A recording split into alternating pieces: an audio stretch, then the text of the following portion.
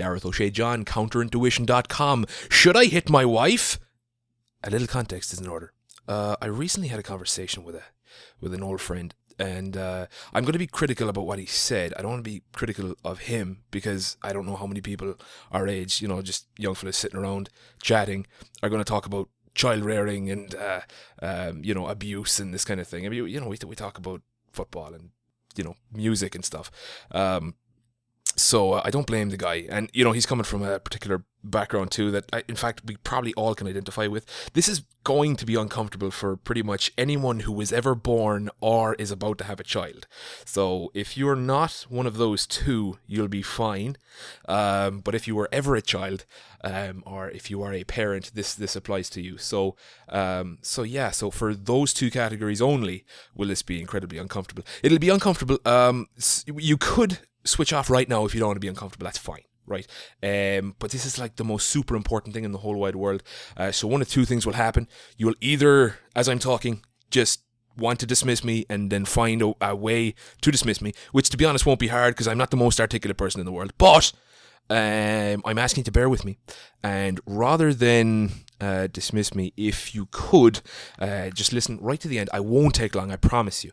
I won't take long. But by the end, you'll either think I'm absolutely cracked and crazy and wrong, in which case you've established a wrong opinion, which is good, or you will have something to think about that you think there may be some content to, and there might be something here. So good either way. So I had this conversation with this guy. I was sitting down, we were talking about, and of course it must have been me bringing this up. I would be the person to bring up the boring, awkward, rage-inducing conversation that somewhat ensued. It got a bit heated. I mean, we're friends, so it was all good, but it did get a bit heated.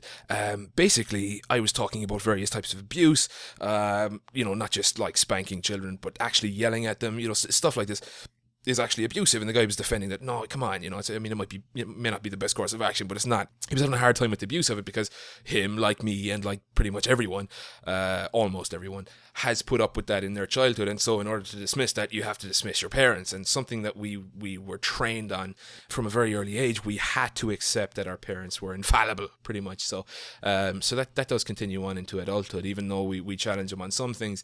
We're actually not aware of the deeper issues that are lying underneath the surface because we've already been programmed. So we've already normalized it. So we were talking about this stuff, and I guess we were going so long, I probably was ranting for ages.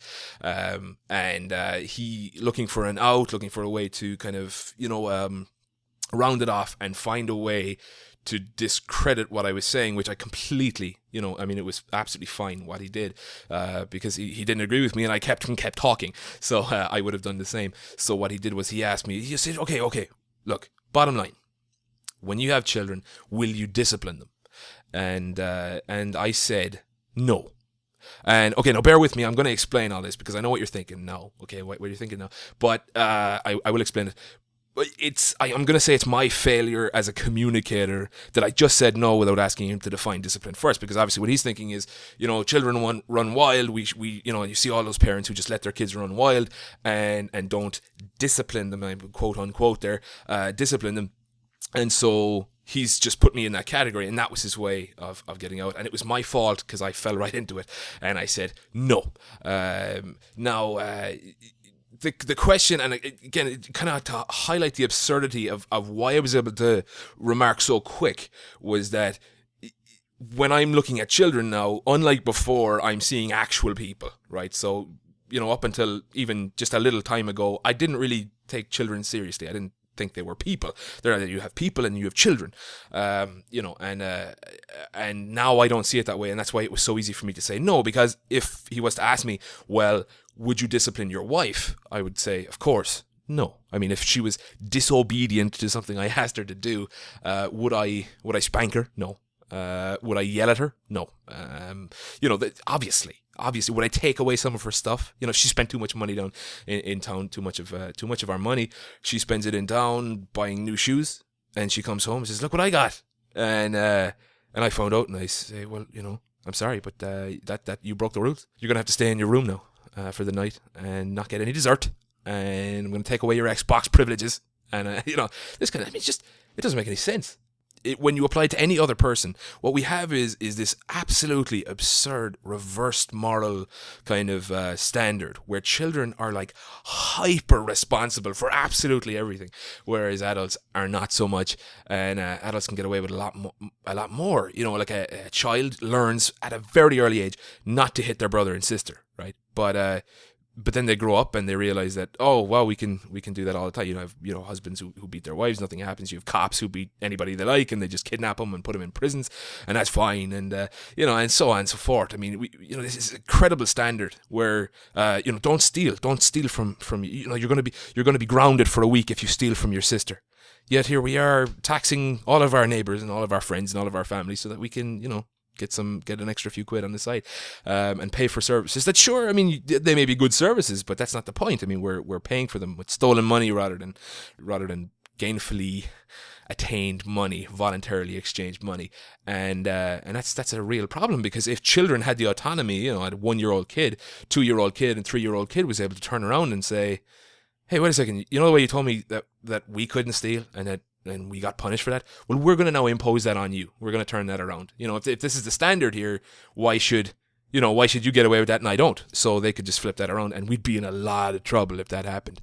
But thankfully, children just aren't big enough to do that. They're too small. They can't call the police. They can't call friends. They can't work for their own money. They don't have, any kind of social independence. So they can't hold us to any standard. And therein lies the problem. So what we have to do is we have to hold ourselves to that standard in lieu of the children not being able to do that.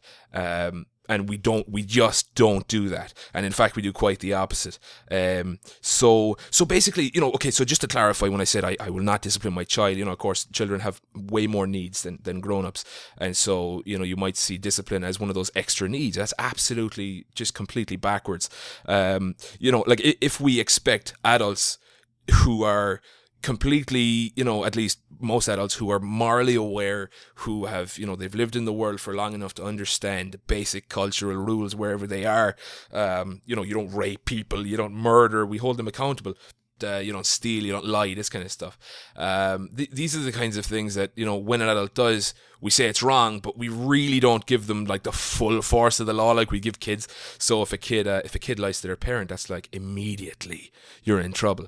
But ultimately, the bad behavior, what we define as bad behavior, when we look at an adult doing bad behavior, they're accountable. When we look at a child, we call that bad behavior, but that's not bad behavior because they're not accountable. They're not accountable because they don't have the rules fully assimilated, the full cultural perspective. Now, that's not to excuse kids. What we do is, when they do something that would be perceived as wrong elsewhere, and that they can be taught is wrong through just basic logical deduction, through universalizing standards, that's something that kids already do. But, as they're developing, we sit down and we talk to them about it. Now, if they're not old enough to talk about it, they're not old enough to understand cause and effect anyway. They're not old enough for it to matter. So basically, the whole idea of a parent would be to prevent the child from being in an environment where he's able to do bad stuff. So you don't put your Waterford Crystal in your child's in the same room as the child. You don't leave your child in the kitchen where there's an open stove. As a parent, you don't create the environment. Now, we can make mistakes, of course, but that's our fault as grown-ups to put our child in that kind of condition. Now, if they are at an age where they can understand, and where slowly introduce more and more kind of precarious situations to kind of demonstrate that trust, and to have them be around things that could break and fall and crack and smash, and that there's a progression, and through that progression you discuss and you relate. Now, what happens is parents don't do that. Parents, what they do is they send their kids to school, or they send their kids to daycare, or they send their kids to their grandparents' house, or their own parents' house, the kids' grandparents. And these are the same parents, of course, who say, "Oh, I don't know where the time went. The time flew. The kid was, this size, and now he's like, 40 foot tall, and he's got a beard." That's because you didn't spend time with them. I mean, I've spoken to parents who are like full-time parents. They literally don't do anything. No, I mean they do. They have other needs. They do other things. Of course, you can't just spend all day long with your kids, but you can spend pretty much all day long with your kids. You kind of have to give the child what they need, to what they really need, and what they need is time, and what they need is communication and relationship. They don't need socializing in public school. They don't need to meet friends through daycare. That's just ridiculous. That's not socializing. You don't say we'd send a bunch of prisoners. They need to go to prison to learn how to socialize. That's not an environment for socializing. You don't want people to learn. This is society when you have a group of kids sitting around desks, asking to go to the bathroom and picking up all their books and moving to the next classroom every 40 minutes when a bell rings, studying things that they have absolutely no interest in, and putting up with flack from their peers and from their teachers. That's not socializing. Socializing, the social aspects are actually gleaned from parents and from family, and can be then assimilated outside of the home from there. You don't send your kid out into the world to learn to fend for himself and then somehow expect him to develop a kind of an empathy or a kind of a care for others. That's something that comes from the parents. So you spend time with your kid, and you every time they make a mistake, every time they do anything wrong, you sit there, you understand, you talk, you explain. They're then going to learn that. You're modeling that behavior. That's social.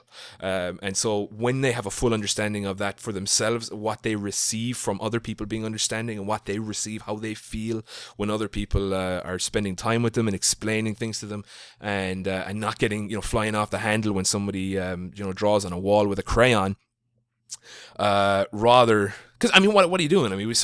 A kid draws on a wall with a crayon and you freak out and you give out to them. You're saying the crayon on the wall is more important than you, at least more important than our relationship. The kid, that's all the kid hears. He's not a full grown up yet. He doesn't understand, because when you're a grown up, you don't depend on any one particular relationship. At least you oughtn't. And you really don't have to. Even if you do and that relationship falls apart, you can move on. You can find somebody else. You can find a group. You can, whatever. As a child, you don't have that option. So the parent is everything. So if you spend time with your child, magically, I think you'll find that they're not going to be disobedient and breaking stuff and just flying off the handle and being crazy. It's just not going to happen. Relationship doesn't happen, because that's the exact same that my relationship with my wife. And of course, I'm not currently a parent. I'm studying this stuff to be a parent, and so I do want to disambiguate between stuff that I've gleaned from not being a parent versus were I a parent. So if any parent is listening, this would be the point. You could dismiss me because you could say, he's just not a parent. He doesn't understand. But what I'm saying is there's basically the two different categories of thought on this. You have the subjective and the objective. The subjective is the stuff that you learn as a parent. My hands are up in the air. I don't know the first thing about any parent. Parents know hundreds, thousands, millions of times more about infinity times more, because I don't know anything. I've never had a kid, so I just don't know the stuff that comes from being a parent of a child. I don't get that. And so I'm not talking on anything to do with that. That's the subjective stuff. The objective stuff is the stuff that applies no matter what. Like, if you're going to get into a car, you're going to want to know the theory, the objective theory. This is your accelerator, this is your brake, this steering wheel, if you turn it left, it turns the whole car left. That's the theory that no matter what, you don't have to be a driver to know that stuff. That's the objective stuff that you need to know before you're a driver. So this is all we're talking about, is the stuff that you need to know before you're a parent. And to say, what are you going to do if you don't discipline your kid? What are you going to do when this happens? What are you going to do this? Oh, I don't know. Because in a relationship, you don't try and predict what would you do.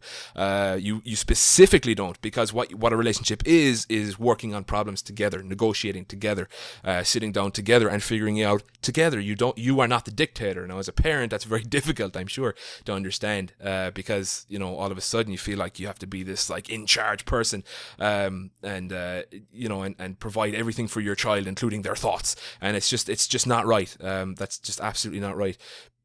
It's an instinct that I'm sure I'm going to have to fight with too.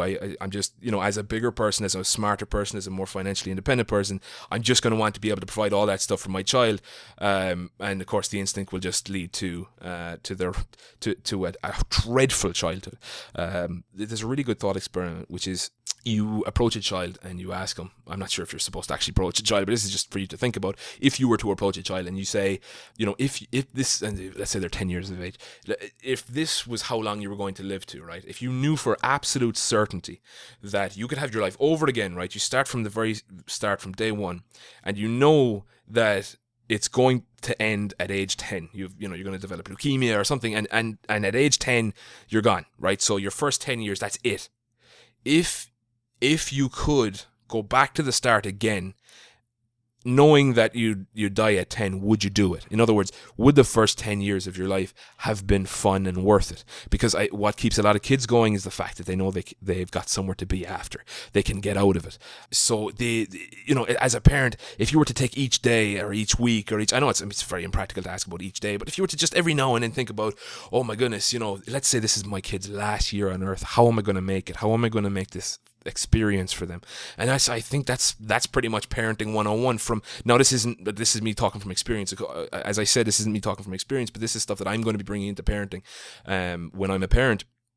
And I'm going to take it from there. But this is the stuff that really needs to be worked out ahead of time. Just like when you get into a car and know your accelerator from your brake, you need to know what's going to define the relationship between you and your child. Is it going to be some authoritarian, rule book of we do this, or is it going to be a relationship?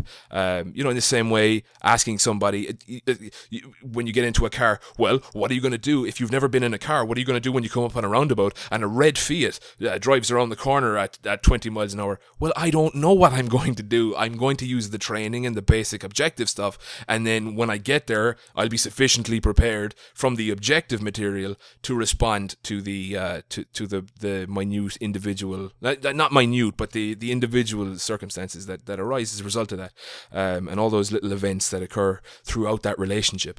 So and a lot of the stuff that we observe with children, the bad behavior as we call it, this lashing out and this disobedience and all this kind of stuff. It really does go back to the time you spend with them. And of course, not just the time you spend with them, but the time you spend really with them. I mean, the relationship side of it, not just being in the room and putting on Coronation Street or playing your Xbox while they're whatever. That's not it. Or letting them play the Xbox or letting them play with some toys. And not playing with them and not talking with them and not explaining absolutely everything that's important to you. Just explain it to them. They don't need to understand necessarily, but they will understand as you communicate, and they'll understand that it's important to communicate what's important to them too. And they'll tell you stuff, and you talk to them, and it seems so straightforward once you look at children like people, because I know how to handle people. So sure, I'm gonna there's going to be extra challenges with a child because they don't have the same level of they don't have the same capacity for thought and the same capacity for pretty much everything. But that should make it, that should just take my existing relationship and just amp it up to 100. So whatever I do now in a relationship, I just need to be like 100 times more sensitive, 100 times more giving, 100 times more caring, and that's pretty much it. So what ends up happening as a result, anyways, a lot of us, there is this cycle of abuse, is a cycle of violence. We know the causes of violence, we know the causes of abuse, and this is really what Counterintuition is the whole project. I'm now focusing towards going right at the root of violence, of theft, of aggression, right at the root. Rather than trying to convince people tax is actually theft, and everyone's like, no, it's not theft, it's it pays for hospitals and policemen. I don't care what it pays for. It's theft. It's first theft. There are better ways of doing things than theft and violence. Locking somebody up for smoking weed. I mean, it's just the most insane. Like, you ruin someone's life because they decide to smoke a plant. I mean, and for us to all just kind of sit around and say, yeah, I don't agree with it, but I get it. I mean, if you're gonna disobey the laws of the land, really, what the state is an extension of parents. It's an of dysfunctional parents. The state exists as a result of violence in an early age. Not necessarily just violence, but coercion, of yelling. That all that is coercion. All that counts as it really is a form of violence to children. And you have to look at it from the child's point of view. I was studying a bit on Alice Miller. She's got some amazing stuff on the experience of the early child and the absolute power that parents have over their children. She found it in therapy. She's a therapist. She found a lot of her patients that were coming in I think she said at one point, actually, all of her patients ever, all in world history, whoever came into her had some problem with their parents were suffering from, they had needs of their own that were not met, and this is the cycle. That would have been their parents, and their parents didn't meet in there. And what happens is, if you are that way, you don't get those needs met at an early age. Your child then becomes the object of meeting those needs. And for example, if you don't have a real self-esteem developed, and I'm not talking about the self-esteem like you look in the mirror and say you're beautiful, you're wonderful, and get all your friends to tell you you're great. That's not self-esteem. Self-esteem just basically comes from having convictions and acting on them. And every time you don't act on them, you hurt your self-esteem. Every time you do, your self-esteem grows. And that's basically what I mean by self-esteem. I don't want to get confused with all the new agey and fanciful self-help guru stuff that it's just mostly quite ridiculous. But just the self-esteem, when it's not met in parents, the child ends up becoming the object of it. And how that works is, all of a sudden you have an opportunity to be someone's world, right? You have this opportunity where no matter what, they're going to look up to you, because they have to. I mean, it's just basic. It's between biology and scarcity. They have to. They will die if they don't. So the parents' love is absolutely optimum. It's the only thing that children care about, and any threat to that is like just completely massive. So any kind of yelling, any kind of spanking, or just like anything, withdrawing things, kids will just go, okay, no problem. No, they won't do it necessarily just like that. I mean, some of them will argue, but they'll do it in the end because they have to. They'll capitulate in the end because as long as they're small, at least they'll capitulate because they absolutely have to. And on an unconscious level, the parents know this, and so they use their child as a means to. Like one example is parents who teach their children horrifying stories. They say they'll tell their kids stuff like, "Oh, now we have to get out of the shop now, or the man will get you," or Santa is watching, and if you do bad stuff, you'll get bad presents. If you do good stuff, you do good presents. Or so many examples of horrible stories. Oh, don't go out on the road now, a rapist will grab you and put you in his van and give you sweets. I mean, this is just this horrible stuff. And what happens is it's designed to create fear in the child so that the parent can come along and say, "But I'll protect you, I'll show you, listen to me, do as I tell you, and you'll be fine." And what that means is the parent is absolutely indispensable to somebody, and so they derive this incredible false self-esteem. But it does meet a need within the parents that now there is somebody, and it's just completely dysfunctional. It's completely instinctive to want to protect your children. That's fine. There's nothing wrong with protecting your children, but to first fill their head with the object of their fear is pretty low. But it's something that is completely unconscious. Like, you won't know when you're doing it unless you've got these issues dealt with ahead of time. In biology, there's an understanding of what's called the triune brain, or some other people call it the reptilian brain. The idea is that when you put your hand on a stove, it's not your brain. I mean, your brain feels the pain in an immediate sense, but your intellect is not part of the equation. Your hand just removes itself straight away from the hob if you're getting burned. It's a process that happens in your spinal cord. It's actually it's something akin to, it's a very primitive type of thought process, but it's absolutely thought. And it's completely unconscious, so you just do it. It's a reflex, right? And this happens with parents and children. When children threaten the established order, the established commandments from the parents, or the standard that at least the parents have in their head, like, my child won't ever spill milk on the carpet, because I told him never to bring that milk into the sitting room. This is an imposed standard, rather than just deal with it if he spills the milk, or ask him not to spill the milk, or give him a sippy cup, or any other number of numerous solutions. No, the child has to be responsible for that. Now, that's fine if you want to ask your child. It's fine to teach them responsibility, but when the response, if they break that, is go to your room and and clean that up and all this kind of stuff, that's absolutely terrifying. That's the triune brain. That's actually not the intellect. It's part of our survival instinct. And after the fact, what we do is we have our intellect and rationalizes that, because if we're to explain to somebody was to walk in at that moment and say, what are you yelling at your 3-year-old kid for? we'd feel bad, and then we come up with rationalizations. Well, I told him a million times not to do that, and and he still did it, so it's really his fault, and all this kind of stuff. Or spanking, for example. Actually hitting somebody is not human response to anything. Physical communication, physical connection is love. That's, you hug people, you shake people's hands. It's a sign of respect and affection. Kissing, all that stuff. That's natural. That's human. That's what humans are about. Hitting is not. Now, it's become very, very well developed and humane not necessarily recently, but as people have come against spanking and said, look, stop hitting your kids. I mean, it wasn't 50 years ago where there was you could just literally leather your child around the place, and nobody would say anything. When people started stepping up and standing up for children and saying, look, man, come on, you can't hit them. Now it's only very, very recent history. It's become a more sophisticated and more controlled argument. I've done an article on this. I linked to it on the YouTube video.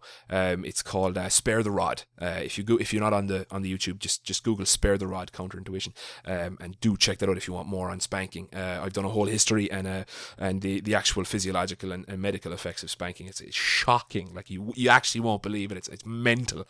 Increased instances of drug addiction, sexual promiscuity, chronic defiant disorder, all this kind of stuff comes from spanking. So you should check that out. But so it's basically creates the very behavior that you're supposed to be stopping, and that just tells you everything you need to know, that the motivation is actually, it must be different then. So the motivation really is, people would hit their children, right? They would just hit them because the child, let's start about 50 years ago, they would just leather them around the place because they wanted the child to obey them, right? That they just wanted obedience, and the child wasn't being obedient. You weren't being disrespectful.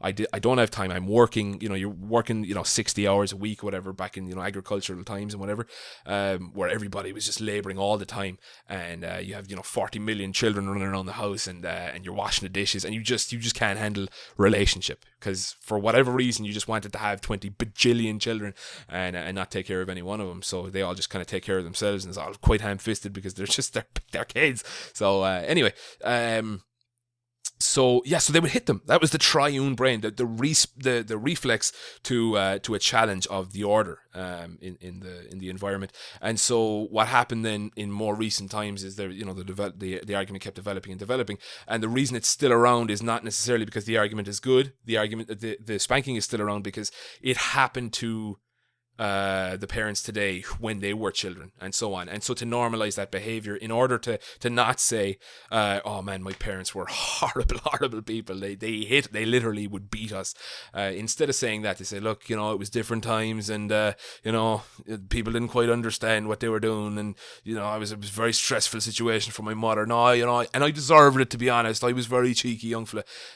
No, that's just not a credible excuse whatsoever. You're just rationalizing. And what happens is, when you do that, the same way a battered housewife does. I mean, he hits her, and she says, it was my fault, because she craves the love of this man for whatever reason. And we know the reasons. I won't go into that right now. But the idea is that the argument itself is not good enough. There is a real reason why it's continuing, and it's in order to normalize the behavior. And so to normalize it, you would then have to pass it on to your children, because you're making it normal. You're saying, no, we do this. This is what our family does. And then you get more and more. You require more and more sophisticated arguments as the culture kind of starts shifting away from that kind of way of dealing with things. We're getting a little bit more, I don't know, I mean, are we as a culture getting more peaceful or what? But certainly when it comes to children, we're getting a lot more respectful of them than we were. And I think a lot of that is down to the internet and to cameras and all that sort of stuff that really exposes parents. They really can't do a lot of stuff behind closed doors anymore. So the only reason that it happens is because there is this reflex, and then there is this intellectual argument appended after the fact. No, they need discipline. They need discipline. This teaches them discipline. It absolutely does not. The science is completely verified at this point. It's 60 years in studies, and I've compiled is over 30 sources in that article I did. I mean, you gotta check it out if you've any interest in it whatsoever.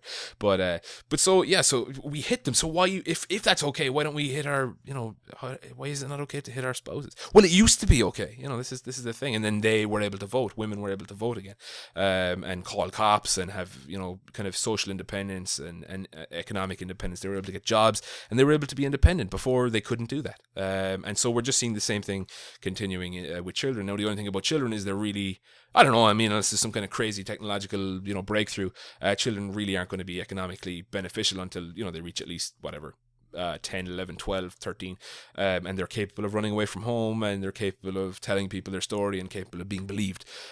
So that's really what's going to change things. But until then, we could just not hit children, not talk about discipline. It's just weird. Like, why? What discipline? It just doesn't make any sense.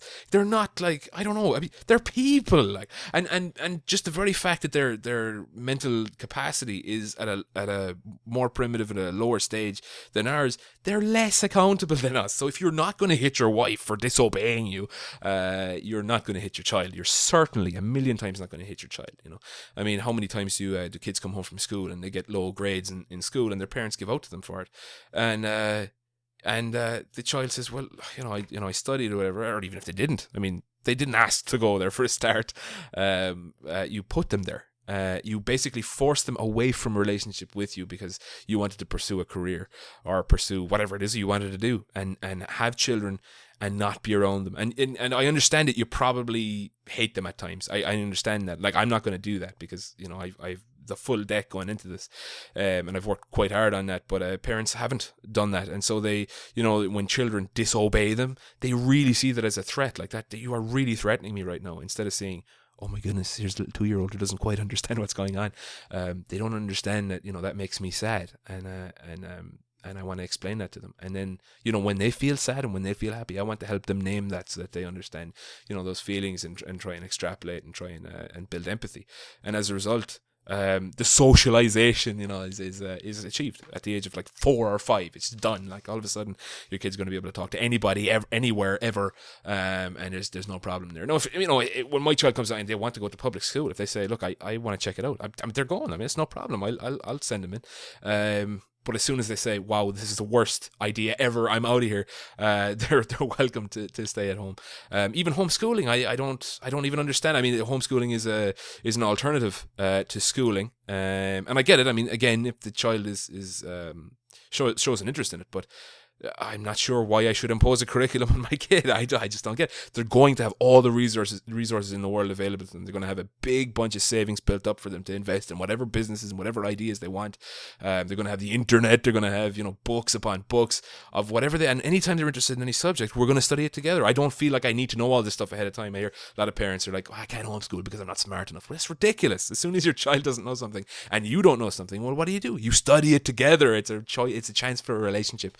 It's a chance for connection and to learn something together. I mean, how incredible to spend your time learning with a creature that you brought into this world. I mean, it's magical. How crazy is that people just give that up and then say, the time, it just flew by, and it didn't need to. You could have spent time with your kid.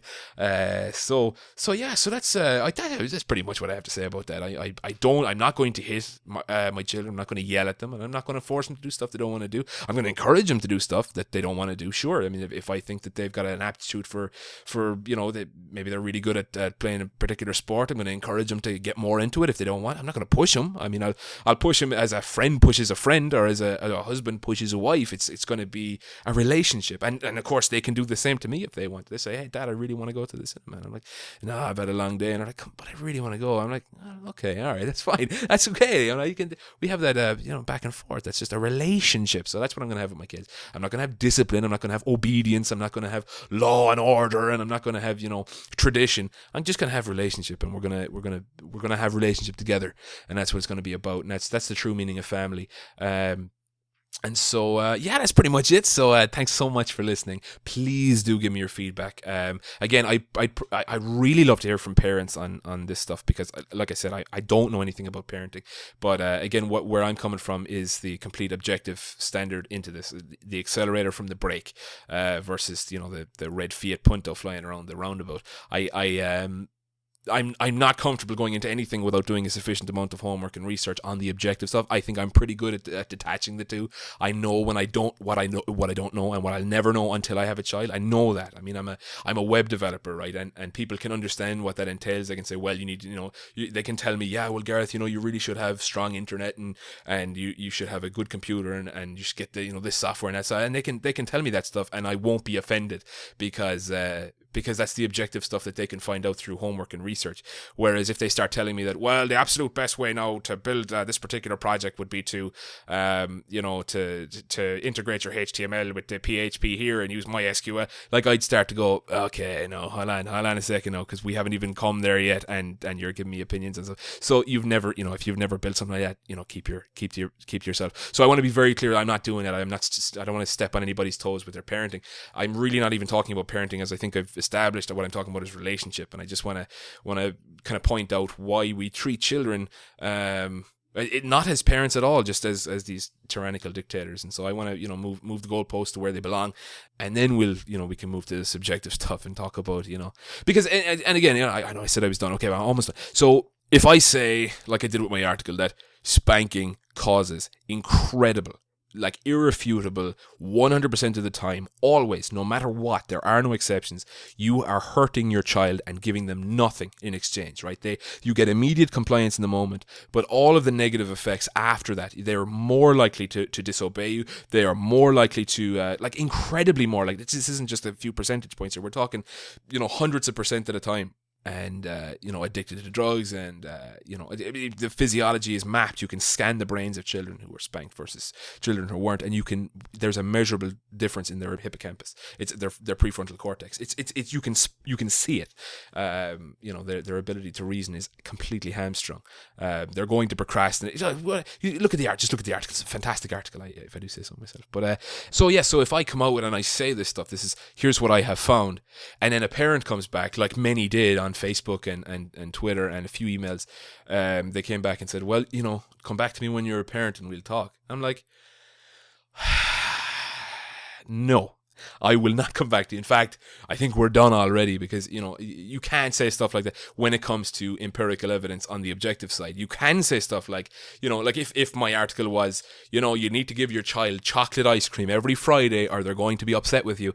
If I said something like that, yes, they could definitely say, come back to me when you're a parent, because that is one of the subjective experiences that only you have to experience it to understand the truth of it, because it's going to be different from child to child and all that kind of stuff. But what's absolutely empirical is spanking is destructive for children.